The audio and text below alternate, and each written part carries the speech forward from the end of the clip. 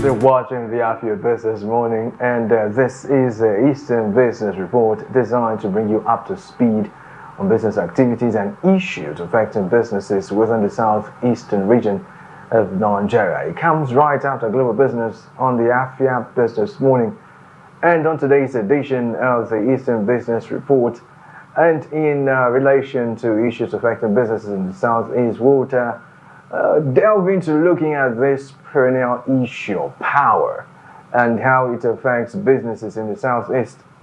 It may interest you to know that Nigeria is Africa's largest economy and has one of the widest energy gaps in the world.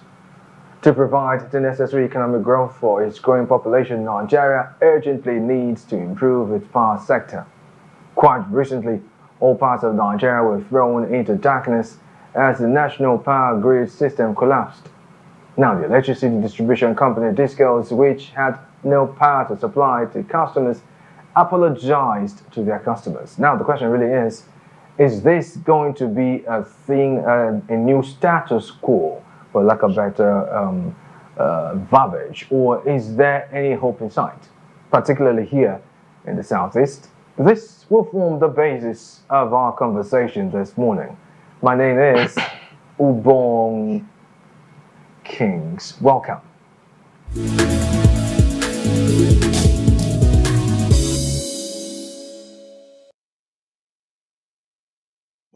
And you are watching the Eastern Business Report right here on the After Business Morning, and joining me on this conversation this morning is none other than Emmanuel Chime, who is a public affairs analyst, and we're going to be delving into the topic of the ease of doing business, the perennial power issue in Nigeria.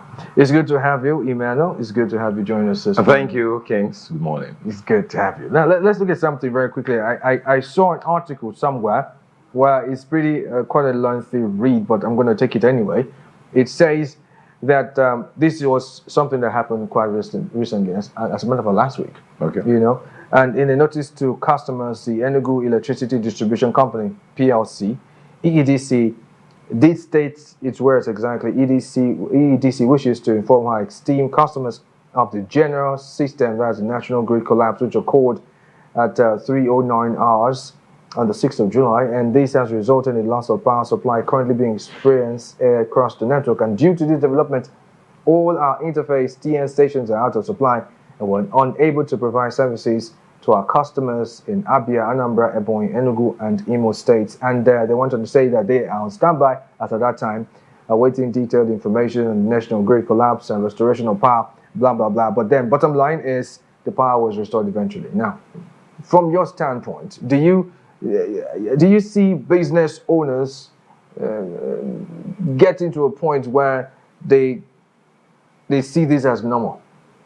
What happened is that, we're actually struggling to get out of the quagmire we have been into. Is something that we've been living with for a long time. You should know that. So it's no longer a new thing anyway.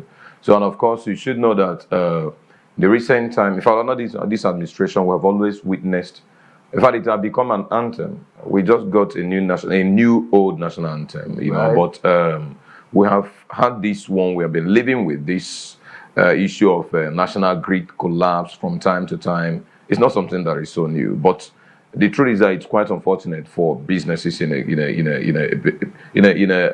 let me say presumed largest economy of Africa, like Nigeria, because what I would say presumed is that the other way around will be claiming to be the largest. I think we are that largest as it were, maybe by population, not by economy now, not by performance of the economy, not by performance of just bring the index. We go into it and you discover that Nigeria is nowhere to be found.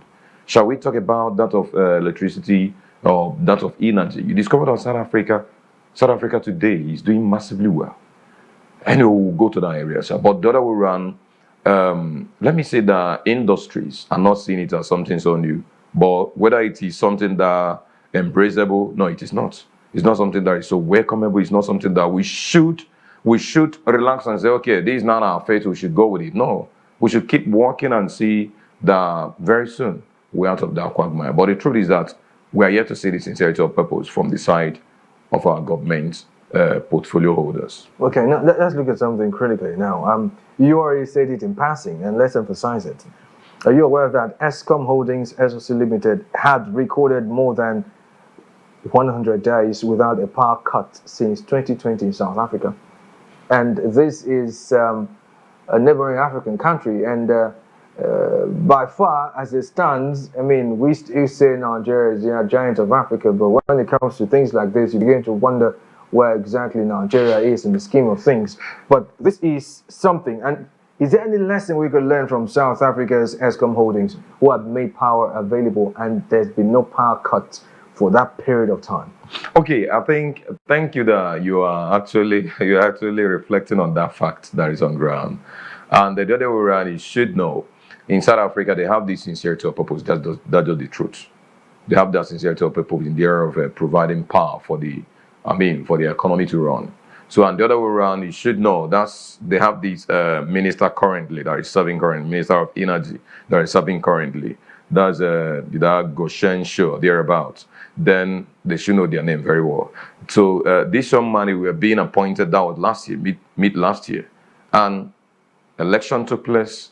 That was recently in South Africa, and the president Cyril Ramaphosa have to reappoint that minister. And meanwhile, I mean, the jubilation was so high in South Africa by a majority of South Africans because of reappointment of that particular minister, because they say that this guy has been so much, having his eyes on the ball and on the money. So the guy has been there doing everything to make sure that that power is there, and they boost their power system. And today you could imagine the kind of bumper result they are having over there. They have at least 95% of energy used in South Africa is being produced by this company. Yeah. Eskom. Yeah. Now in Africa, they have a hand in Africa as well. About over 45% of energy being used in Africa, around Africa, is being produced by this same company in South Africa. And remember, this company is not private owned. It is state-owned company. So why then is it that in Nigeria here, we believe that that NEPA was an issue at a time. Then we decided, okay, we're going for partial privatization. We entered into the one we called power holding, PSC. And so then, as a time whereby the government have a part of the shares. Then, but at the time now, we now culminated into going for, let's say, the one we now claim to be outright privatization, but I didn't see it as outright privatization today. So the truth is that South Africa, they have what it takes to put the round objects into the round holes and square object into the square holes, and they are determined to get that done. And it might interest you to know that even as we speak now, they are yet busy building more other energy firms, more other energy infrastructures, poles and more, as to keep providing or improving the energy. Meanwhile, they talked about improving their system. Yes, sir. They talked about improving their system. So as a result of letting the system get improved, that's why they are getting the kind of result they are getting today. Yeah, and you know, funny enough, I read that report, and one of the things I saw on that report was they were even able to estimate the growth of the economy based on the availability of power. Yes. To grow by about 1.2%. Can that be said about Nigeria? No, the truth is that in Nigeria, right here, most of the time we work with exaggerations. Now, can I even ask you, can you go to the market today now with a list? That is what you say price list. If you want to go to the market today now, you go with need list, not price list. Need list. What did you want? You outline them, you shortlist them and go to the market. You don't put price tag because you're going to be shocked at what you will see in the market. It will never be the same. So the same thing with what we are seeing in every sector of this country, Nigeria. We cannot predict where Naira could be today as against dollar. You cannot predict where you will meet the price of cement the next hour. You cannot predict where you meet the price of energy. For instance, as we speak now, including that Labour is fighting against the previous increase in tariff, in the energy tariff. Yeah. Then today they still went ahead without announcing. They still went ahead and increased the tariff again. So I mean, how can you now determine what could be in Nigeria in the next day? These, I mean, we have a lot of instabilities. We have a lot of irregularities in the area of our policies, and which are totally against the populace in the society in Nigeria. But up there, they were able to gauge the temperature. They were able to determine, okay, this is what we're going to be. They have projections. And those projections, you see them working side by side with the projections. In fact, the expectation that they had prior to now, they overbeat the expectation in production of energy and in supply. They overbeat it in South Africa. But here in Nigeria, we're talking about total grid collapse and more. That was why I was waiting for them to actually jail Joe Ajero at the time that Joe Ajero and his team rightly shut down the national grid as a result of a protest, national protest that took place. That was about 2 months ago. I was just watching them. Let me see when they will jail the man. Then let's ask them how many times we have jailed the Minister of Power in Nigeria for total national grid collapse. Every now and then we'll keep hearing that. But immediately Labour says you are not doing us well. We are going with this. Let all our hands that have been on the plow, let it be removed. Then the grid, we are being shut down.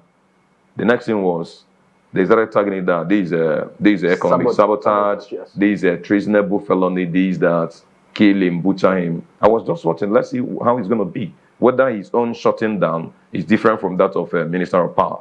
So the other way around, in Nigeria, it has been an issue. You can't determine what will be in Nigeria. You can only determine that between the hours of 11 down to maybe 5 a.m. or thereabout, you keep greeting people good morning. That's the only thing you can determine in Nigeria. But for any other thing, you cannot determine. Just like I told you, you can't go to the market now with price list. You only go with need list. If you go with price list, you'll be shocked by the time you get there. There's something you said earlier about one of the key things that has helped the South African energy infrastructure and space architecture, if you may, was one of the fact that they have credible, so to speak, credible leadership. Now, are you saying in essence that we don't have that here in Nigeria, with reference to that, and plus the fact that they are deliberately working on their own electricity infrastructure? The truth is that, just like linking it up with the prior question you rightly asked, whether we cannot determine what energy is going to do as to, vis-a-vis the growth of the economy. Right. Then I will tell you, for instance, was it not in this country that we had the erstwhile presidents who appointed a man, a Minister of Aviation as a then, that's Hadi Sirika, who rightly told us as a then that by 2020, was it 2023, he said that Nigeria will begin to produce aircraft. Okay, so now we can now say that this is a projection, this is a plan, and someone have worked, plotted it, drew the chart, and saying, okay, he's gonna from now to so and so time, we're gonna do clearing at it. Maybe we'll provide land, and they will do clearing at the land, and we'll begin to put up infrastructure that are going to take to house this industry or this factory, so that, and we're going to import the best experts in that industry, bring them down here and begin to work with them, so that by so and so time, this is a projection, we're going to begin to roll out our own brand of aircraft. But I don't know how many times we've made use of that aircraft that are built in the dream. Oh my God. So the other way around, these are part of the reasons why which you will now ask yourself, does it mean that Nigeria is just deceiving self? It's just living in self-deceit? Does it mean that Nigeria keeps going by political empty promises just for media's sake? Why? But in the reality, that's why we are still answering up to date the poverty headquarters of the world. It's just practical. You cannot boast about, you cannot say, hey, we're not just saying that practical indices are proving that we are. So for goodness sake, if we want to come out from here, it is intentional. It calls for sacrifice from the area of leadership. Okay. Yes. What's going to come there? From the area of leadership, it calls for sacrifice. Right. Because, okay, for instance, that was about last week, and we witnessed a governor in Southeast here, that's Governor Winfuru. Yes, Governor Francis Winfuru, donating about 14 SUVs to Catholic priests. So for goodness sake, of what purpose? To the growth of the economy. We are talking about that the people are dying in hunger and penury, and you're donating SUVs. Why is it so easy for us to be gallivanting with public fund? Why is it so easy for our presidents, our governors, our political leaders, to keep allotting public funds to areas that it doesn't produce anything, that it doesn't solve any problem. So if we want to actually solve the problem of Nigeria, it's something that we will call ourselves for a meeting, call ourselves to order, and decide to offer sacrifices, make sacrifices. These sacrifices could be if I lose the next election, let me lose, but let me serve the interest of the people. But the truth is that if you serve the interest of the people, you will not lose the election. The people will return you back to serve them again. But what we just see is that these guys choose to cling to power by the reason of hijacking the system, making sure that they lobby every area they believe that these are areas of influence. They lobby those areas and ensure that they hold tight to those areas, and those areas are within their beck and call. That's why you keep seeing all this giving out of SUVs here and there, go to the state assembly or the national assembly, dump SUVs before their very presence. And we discover that they will be diving their SUVs and they will no longer think about going for oversight and asking you necessary questions on how are you running this economy? What are you doing to fix these problems? What are you doing to troubleshoot the problems that we are being faced with on daily basis? What are you doing about that? Why not you do this? Why did you do that? Why did you do this? Why did you spend this money? And what are the benefits of spending this money? They should have been asking the question, but they wouldn't ask again because SUV have blocked their sight. Okay, now, so the other way around, we don't have that sincerity. Let's look at something real quickly. It was reported from an article that the Nigerian government's aim is to boost electricity access from 45% today to about 90% by 2030. And from that report, they said this will require extensive plans for rural and urban electrification and would drive even more demand. The question I have really is, even the 45% that have the electricity today, or by extension, let's just say they have access, not the electricity, they have access. How many of them really have the electricity? Because as it stands, we have about 85 million Nigerians who do not have access to electricity. So do you see this as feasible, the government of Nigeria being able to raise electricity access from 45% that it is today to about 90% as of 2030? I'm sorry, Ubong. Let me return a question here.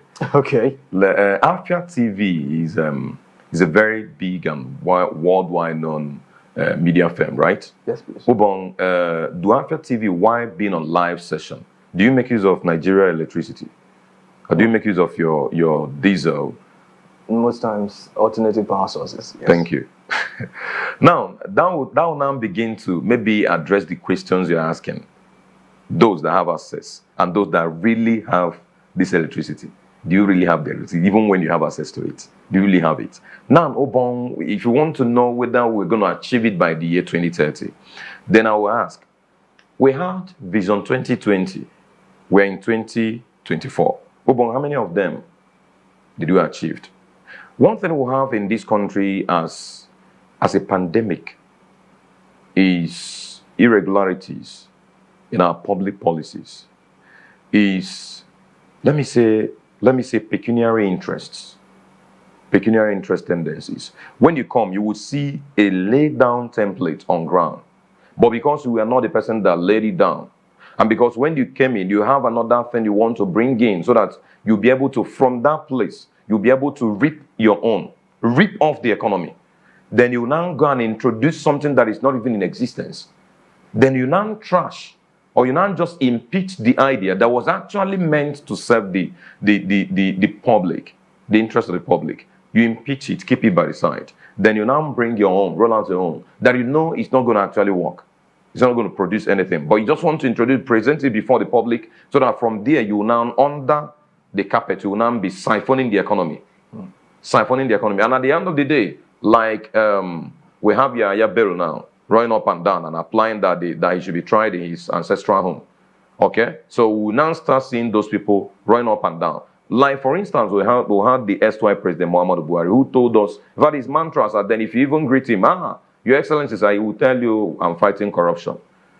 Anytime you talk to him, you only talk about fighting corruption. Even if you're asking him about power sector, or you're asking me about agri sector, or security sector, or say health sector, he will keep telling you about fighting corruption. Now, after he must have left office, what is happening now? Now, the level of records of corruption being found under his seat while he was there in office is now, it's something that will shock you, keep shocking you till the next generation. So, and we have another administration now who have come with renewed hope. Then you now discover that by the time this administration will be out of seat, the next person takes over, you will come and see a lot of mess.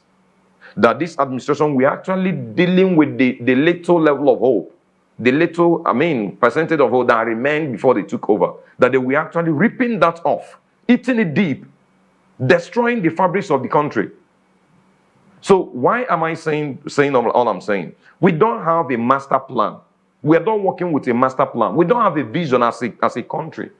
We don't have vision. All we know is anybody will just come in and introduce whatever idea, and you know that idea is not going to really serve the people, and you know that idea, you're not even intentional about the idea. You just want to introduce it so that from there you'll be siphoning money. Now I'm going to ask the sitting Minister of Women Affairs. Now, the other day we were being called to order. We are being called to come and account for over 1.5 billion naira. Now, how could it be? Minister of Women Affairs, who is supposed to be crying for women, this, that, give women this, give women that, is now being accused of siphoning over 1.5 billion naira. We appointed, that is better I do the other day, Minister of Humanitarian Affairs. Now, how many months did she last in the office? And billions were being lost. We had there as at a time, and how many billions, tens of billions, left the coffers of Nigeria, whereas people are suffering. The vision would have been to go and serve the interest of Nigerians who don't have access to food, who don't have access to livelihood. It would have been to go and serve these guys. Now, for instance, we'll talk about maybe a sustainable development goal. Now, which part of it is eradicating poverty and the hunger? Now, poverty and starvation, how do you think that Nigeria would have attained eradication of poverty and starvation if we keep having such ministers that will come to that ministry and whatever money mapped out to go and serve the interest of the public, the suffering masses of Nigeria, they will just siphon it, maybe through multiple accounts and proxies. The money will just leave Nigeria's coffers and enter into their private accounts or for private use. So how do you now think that we achieve that as a goal? How do you now think that if we set this as a target, 95% by the year 2030, that we're going to achieve it? If we still have some people who will come and tell us and talk to us, not like the likes of that was Tunde, what is that his name again? The former Minister of Power. The former Minister of Power, the former Lagos State Governor. When he came, Fashola. Now, when Fashola came, prior to the time he came up to handle the ministry, while they were engaging people for elections, Fashola said that in 6 months, any serious government that did not provide steady power in Nigeria, that government is not serious, that government is a scam.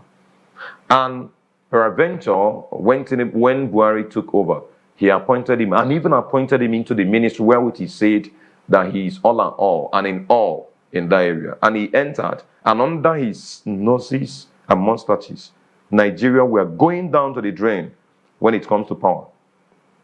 So for goodness sake, are we serious? Whether what he said was true, yes, it is true. It was true.